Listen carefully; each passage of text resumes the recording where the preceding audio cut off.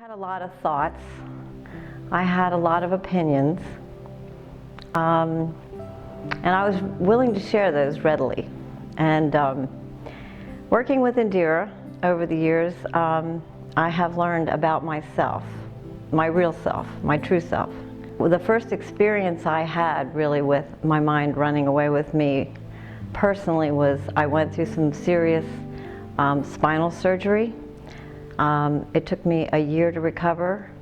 I was pretty much down in the dumps, and connecting with Indira, listening to that voice within, trusting what I got to do, which was to get up out of bed, to walk, to work out, and it was very small incremental steps. I mean, walking was a big deal at first, and that inner voice kept coming back to me, and it kept telling me the next little step, the baby step. And I trusted it, and I acted on it, and lo and behold, day by day, I got stronger.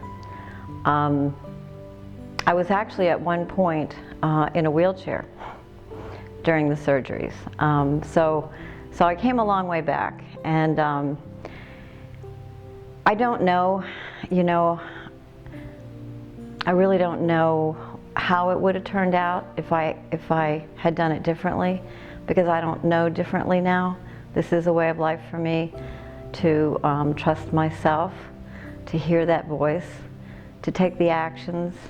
And well, I'm now playing tennis. I'm working out. I have a regular life, the one that my mind said I probably would never have again.